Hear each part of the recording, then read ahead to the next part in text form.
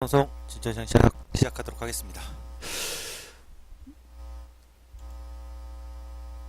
이슈 브리핑입니다. 얼굴마담.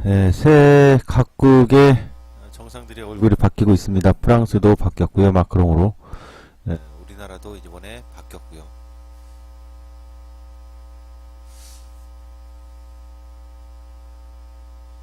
새 정부들의 얼굴마담이 바뀌었는데 증시에서도 대표주들의 얼굴마담 역할을 하면서 오르고 있죠. 증시는 이제 우리나라 같은 반도체 삼성전자니까요. 지금 세계 증시, 특히 미국 증시에서 필라델피아 반도체, 어제 제가 미국 대표 기업들을 보여드렸습니다만 그 중에 진짜 얼굴마담이 하나 있어요. 제가 어제 그때 공개를 안 했죠. 뭐냐면 엔비디아예요. 엔비디아가 원래는 이제 컴퓨터 GPU 쪽인데요. 그래픽 쪽인데 자율주행차 관련해 가지고 어마어마한 폭등을 해요. 이 얘기는 종목 브리핑 시간에 한번 다루도록 하겠습니다. 자, 새 정부 문 대통령의 핵심 정책 분야 그리고 일자리, 4차 산업, 신재생에너지, 국방개혁.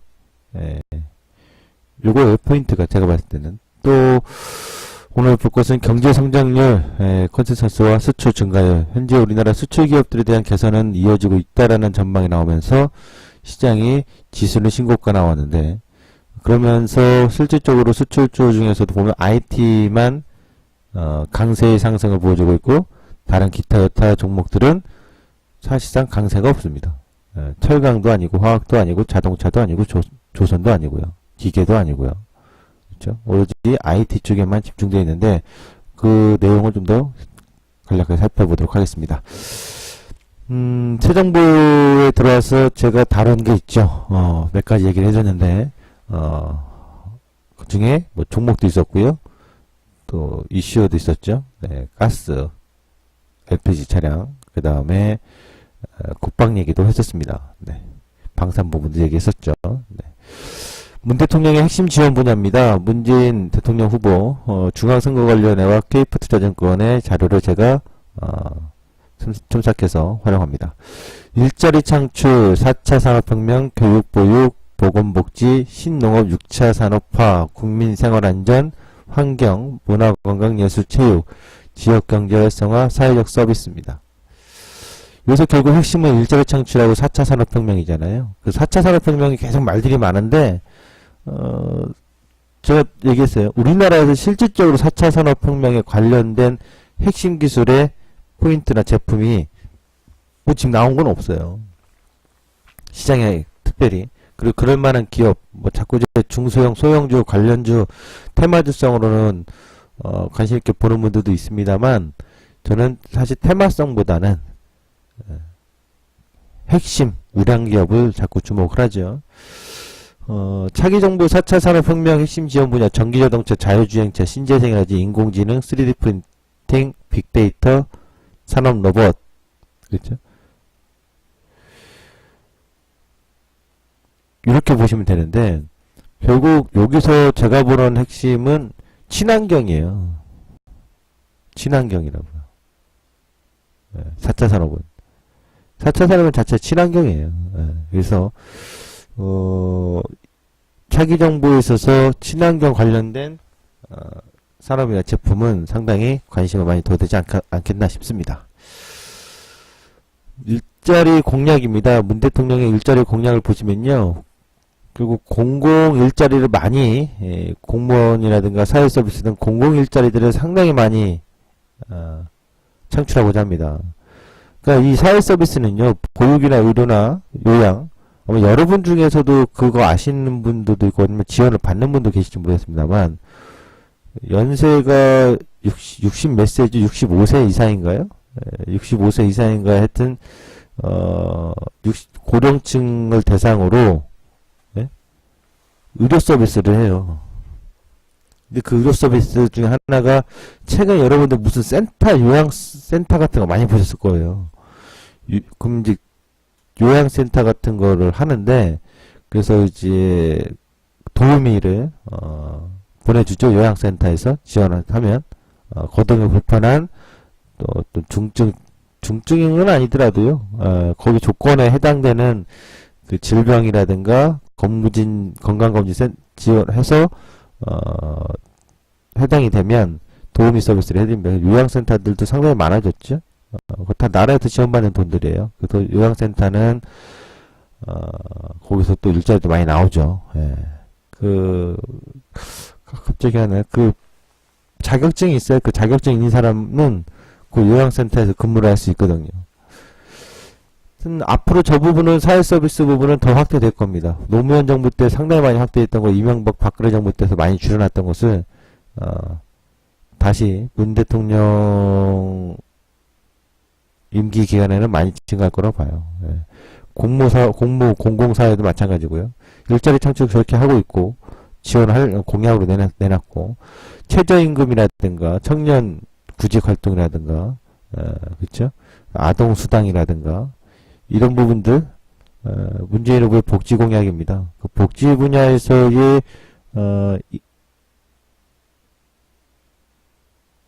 지출이 상당히 확대될 가능성이 높다라는 게 또 하나의 포인트가 되겠죠. 이런 부분들에 있어서 본다면 일단 일자리 창출에 있어서 소득이 증가하고 안정적인 일자리가 창출된다면 그것은 곧 소비로 이어질 가능성 있는 거고요. 그다음에 사회 서비스가 확대되면서 결국 의료 관련된 서비스들은 더욱더 산업이 활성화될 겁니다. 이건 근데 일본 따라가는 거라 보시면 돼요. 어쩔 수가 없어요. 인구 구조상. 예. 새 정부 정책 수요 예상입니다. 예. 일자리와 복지 분야 얘기 나오면 뭐 일부분 소비가 증가할 것이다. 음식료라든가 유통이나 의료라든가 이거 뭐 당연한 이거는 우리가 먹고 사는 거기 때문에 의식주 기본이기 때문에 그래도 늘 제가 얘기하지만 시장을 성장하고 산업이 성장하는 어떤 폭발력은 없더라도 늘 꾸준하게 기본은 해주는 게 뭐냐? 먹는 거예요. 음식료 업종도 한번 보세요. 한번 사람의 입맛이 딱 정해지면 입맛이 잘 안 바뀌어요. 제가 한 예를 예전에 얘기 드렸죠. 이제 과거에 70년대, 60년대, 70년대 짜장면 애들이라 먹는 음식이라고 생각했잖아요. 근데 그때 당시에 어린 시절을 보냈던 사람들은 지금 이제 5, 60대쯤 됐을 거 아니에요. 짜장면 애들 음식이라 생각하십니까? 아니에요. 국민 음식이라 생각해요. 그 다음에 8, 90년대 이제 어린 시절을 보낸 사람들은 떡볶이 이거 애들 먹는 음식이라 생각하잖아요. 근데 그들이 벌써 이제 3040이 됐잖아요. 떡볶이가 지금 분식은 분식 애들 음식이라고 하지만 굉장합니다. 떡볶이 체인점이 생길 정도니까요. 그런 것처럼 기본적으로 의식주 중에서 먹는 것 쪽은 한번 입맛이 정해지면 잘 안 바뀌어요. 그래서 음식료 업종들은 한번 입맛이 정해져 있고 한번 국민 음식, 국민 브랜드라고 정해져 있으면 여간은 잘 무너지지 않습니다. 네. 그래서 항상 주식에 투자에 있어서 성장률이 높은 신산업도 중요하지만 기존에 변화할 수 없는 거. 그 대표적인 게 또 워렌 버핏의 코카콜라입니다. 미국에서 코카콜라. 뭐 우리나라 안 좋다라는 말 많아도 코카콜라 어마어마하잖아요. 근데 이제 신성장의 어떤 산업을 보려자면 오지, 사물인터넷, 3프린터. 저는요 저번에 그 대선 때 토론을 잘 안 봤는데 우연찮게 한번 본 적이 있는데 안철수 후보가 오지 투자를 뭐 정부에서 막 얘기를 하더라고요. 그래서 저렇게 정말 잘하는 사람인데 왜 저런 이상한 질문을 하지? 당연히요. 제가 눈에 얘기했잖아요. 사물인터넷이든 무엇이 자율주행이든 뭐든 되려면 오지가 돼야 돼요. 오지가 안 되면 안 돼요. 그래서 오지 통신 기반은 결국 정부에서 지원을 유도해서 정책 지원을 하면서 투자를 해야 된다고요. 그러니까 사물인터넷은 분명히 제가 봤을 땐 그러니까 앞으로 미래 10년 동안 여러 가지 고민을 하고 투자 전략을 세우는데 제가 한 예를 들었잖아요. 2000년도에 조선 기계가 제일 많이 갈 수밖에 없었던 거. 그 제품을 많이 썼기 때문에 그래요. 누가? 유로존에서 유로화가 탄생되면서 화학 제품이 많이 주도주로 나갔던 이유는 중국에서 굴기 상황 되면서, 근데 이제 화학은 중국에서 자급 저증률이 거의 100% 육박하니까 모든 제품은 아닙니다만 범용 제품들은, 그러니까 화학 제품은 옛날만큼 주도적인 성장이 나오진 않는 거죠. 단 기본은 항상 하는 게 화학이에요. 소재 산업이라고요. 화학하고 철강은 기본은 항상 합니다. 없어질 수 없는 산업이니까. 그리고 이번 양적 완화 들어와서 결국 우리가 느끼는 포인트는 뭐예요? 결국 스마트폰이었던 거예요. 스마트폰이 이 양적 완화 시기에 주도했던 산업인 거죠. 10년 전에 스마트폰 썼어요? 다 핸드폰 들고 다녔지? 폴드폰? 그럼 앞으로 또 어떤 새로운 신산업의 제품이 성장을 이끌 거냐? 그거 고민해보면 모르죠. 어떤 제품이 나와서 또 앞으로 10년 동안 우리가 생각지도 못했던 것들이 소비하게 됐지. 우리가 데이터료라는 거 소비한 적 있어요? 없었어요. 데이터료라는 거. 근데 여러분의 가정에서 그냥 물 새듯 새어나가는 것 중 하나가 통신료 중에 데이터료예요. 통신비는 더 올라간 거라고. 사실상 스마트폰이 생기면서. 앞으로 우리도 누구나 다 쓰는 소비를 하는 그 제품이 뭘까요? 그런 변화가 올 게 뭘까요?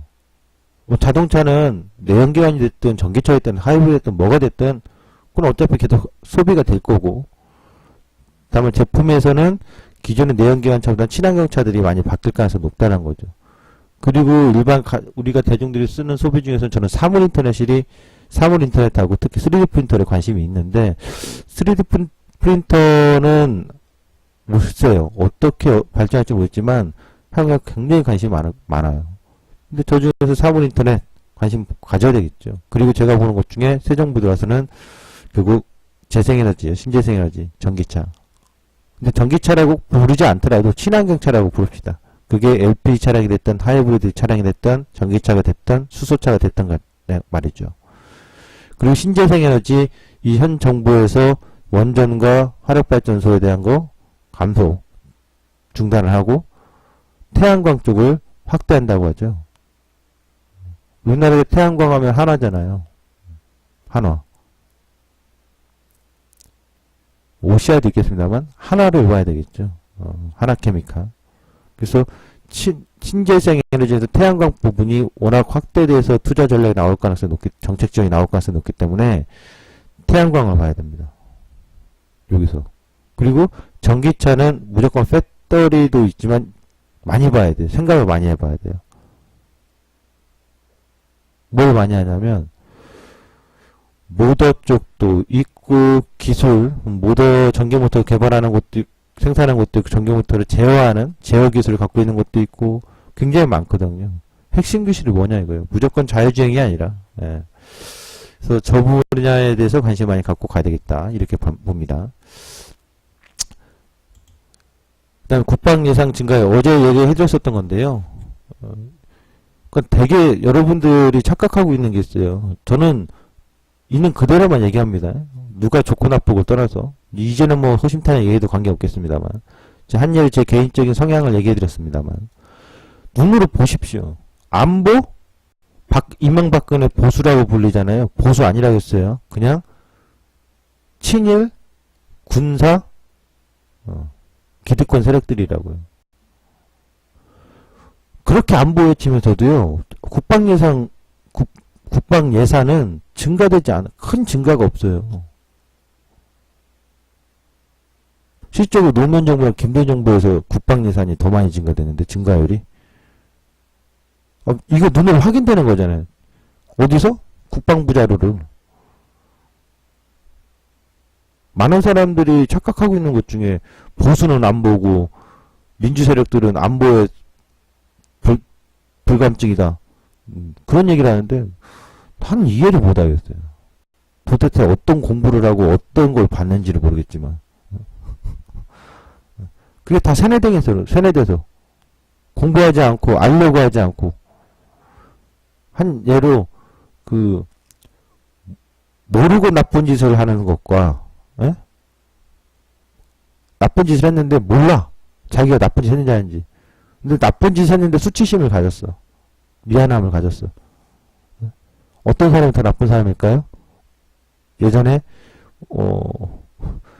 어떤 스님이 저한테 물어보시길래 모르고 한 놈이 나쁜 놈 같습니다. 그랬죠. 왜? 그래서 저도 그냥 그중 하나 찍은 거니까 그랬더니 스님께서 얘기하시더라고요. 전 찍었는데 모르고 한 놈이 더 나쁜 놈이래요. 왜? 알려고 안 하니까. 나쁜 짓을 하고 나서 부끄럽고 죄책감을 갖고 있으면 그것은 다시 가르쳐주고 본인이 나쁜 짓을 한 걸 알기 때문에 개선의 의지가 있지만 자기가 나쁜 짓 했는지도 모르는 사람은 알려고 안 했기 때문에 더 나쁘다는 얘기예요. 아, 그렇구나. 우리나라의 역사, 근현대사 역사 중에서 알려고 안 하는 사람들은 나쁜 거예요, 제가 봤을 때는. 이번에 바뀌었기 때문에, 속 시원합니다만. 어쨌든 국방 예산 증가, 이번에도 굉장한 증가율이 예상이 됩니다. 그래서 방산에 대해서 얘기해드렸었죠. 세계 경제 성장률입니다. 세계 경제 성장률 보시면 미국이고요. 지금 중국을 볼까요? 중국은 요건데요. 계속 감소를 하고 있어요. 그 좀 아이러니하죠? 중국이 감소하고 있는데 미국은 성장률이 다시 좋아진다? 유로존도 사실상 큰 폭으로 개선되지 않고 있는 과정인데 왜 세계 경제는 좋다고 하고 띄울까? 어쨌든 세계 경제 성장률이 과거 2000년대 초중반처럼 굉장히 강하지는 않아요. 이때처럼 뭐 5%대, 7%대 성장률이 나올 수가 없다고요. 현재는 그래요. 근데 현재 증시가 상승되는 것은 경기지표 호조세다, 또 긴축을 하는 과정에서도 실적 장세다라고 올리고 있는데 그게 상당히 부담스럽다고 제가 봤을 때는.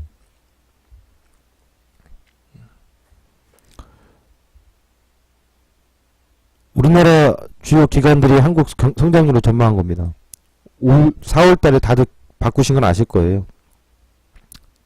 성장률 다 올렸어요. IMF나 한국은행이나 KDI나 2% 후반대로 2.7, 2.6, 2.6으로요. 한국의 분기별 성장률. 제가 가장 그 GDP 성장률에서 마이너스 분기가 나오기만 하면 그때가 진짜 대박 투자 최적기다라고. 그러니까 제일 박앤셀이 많이 되는 시점이다, 주가가. 그게 몇 번 있었다고 했잖아요. 근데 양적 완화 이후에 지금 분기별 마이너스가 나온 적은 없어요. 나올 듯 말 자다가 멈춰진 상황인데 일단 1분기에는 개선이 많이 됐죠. 1분기에 성장. 그러나 이제 이것이 2, 3, 4분기 하반기까지 이어질지는 여전히 아직은 확신을 못합니다. 한국 성장률을 선택했습니다. 재정정책을 추가 포함했었는데요. 재정을 추가로 확대했을 때는 성장률이 좀 높아집니다. 2분기, 3분기에. 근데 그렇지 않을 경우에는 성장률이 좀 낮아지거든요. 지금 보면은 2017년도에 하반기로 갈수록 좀 낮아지겠는 전망이 좀 나와요. 상반기에는 강하더라도 하반기로 갈수록. 그러니까 아직은 시장이 신고가에 나온 상태고 수출주들이 개선이 좀 되고 있다라고 얘기를 합니다만 한국의 전체적인 경제 성장률이 올해 새 정부가 들어서 새 정부에 대한 기대감이 있는 상황에서 확연히 하반기에 확 뜰 거냐 이건데 이 부분에서는 많이 갈린다고요. 제가 보는 관점에서는 새 정부에 대한 기대감은 분명히 있습니다만 새 정부가 실질적으로 지금 5월달에 출범을 해도 사실상 새 정부의 어떠한 일들이 착착착 진행되는 데 있어서는 하반기부터 시작이거든요. 그리고 지금 한국당이나 다른 야당들이 가만히 있는 거죠. 새 정부 출범해서 뭐 대통령의 권한으로 청와대 인선하는 과정에 있어서는 크게 뭐라고 하지 않습니다만, 뭐 국민적 여론과 지지에 많이 관심도가 높아져 있기 때문에 초반부터 태클 걸면 또 욕먹으니까.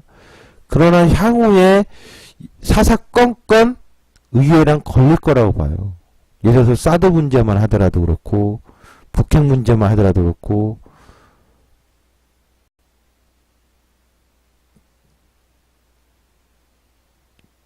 장관들 인선 문제도 그렇고, 정책적으로 어떤 뭐 변화를 줄 때는 특히 재정정책 추가하는 것 추경도 쉽게 안 해줄걸? 여러분? 야당에서? 네. 거기다가 정치적으로 정인의 사건에 대한 재조사 얘기도 나오고 있기 때문에 그것도 쉽게 안 해줄걸? 여러분?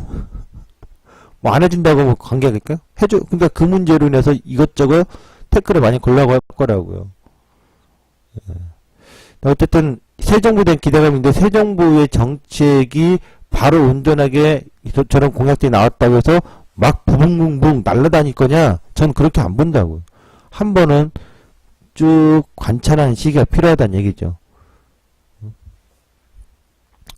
수출 증가를 보면요, 이게 참 그래요. 뭐냐면 OECD 경기 선행 지수 및 한국 수출 증가율입니다. 이 수출은 우리나라고요. 이 회색선은 OECD 경기 선행 지수인데, 경기 선행 지수가 살았다가 쭉 감소했다가 전년도 하반기부터 쫙 살아나고 있거든요. 근데 보시면 우리나라의 수출과 수출의 가격과 물량을 보면, 가격은 수출 가격 기준으로 상당폭 상승을 하고 있는데 물량 기준은 사실 감소하고 있어요.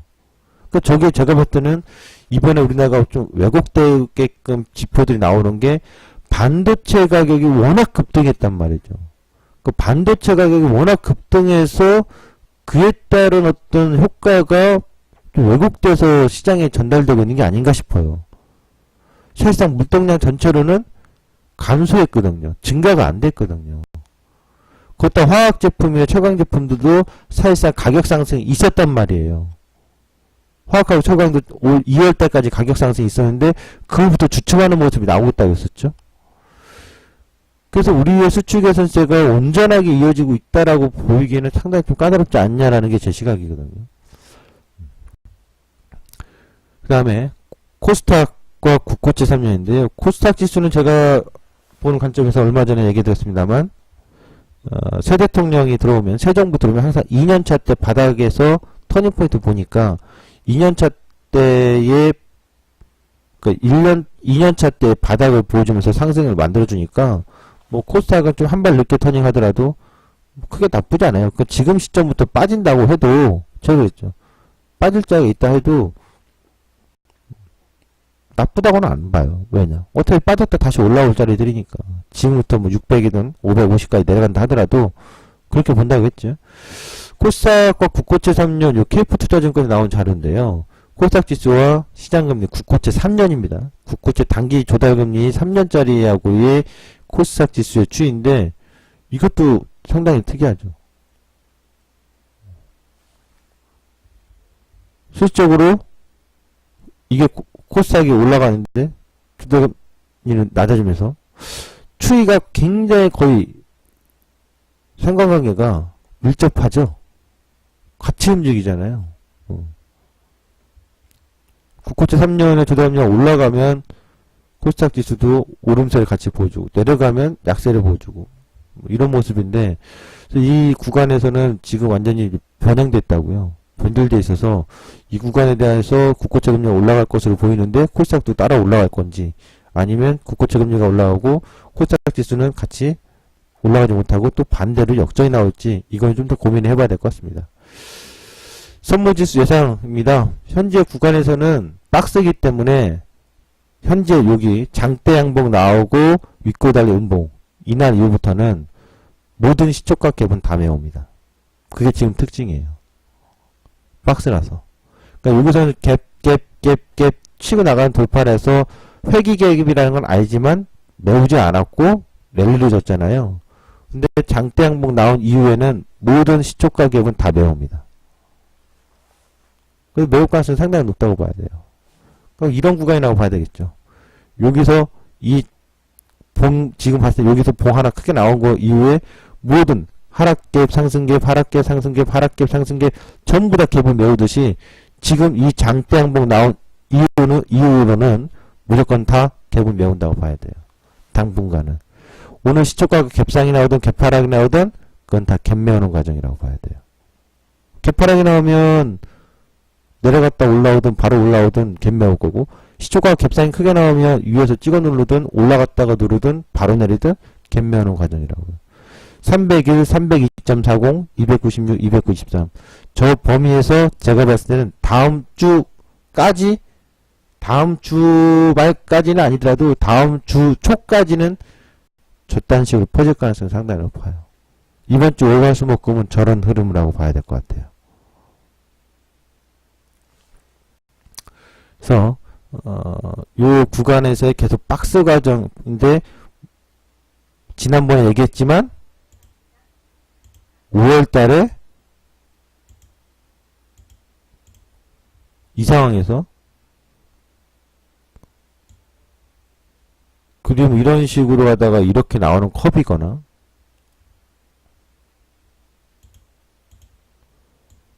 고점 나오고 눌렀다가 다시 한번 고점을 살짝 넘어갔다가 눌렀다가 쌍고 나오는 이런 거거나, 요 포인트가 될 거라고 했어요. 그림은. 또는 설마 이렇게 해서 눌렀다 바로 뺐다가 반등 주고 이러거나, 요 세 가지 가능성이 5월입니다.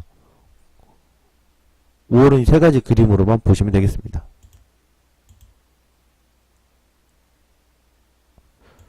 진짜 시황은 여기까지입니다.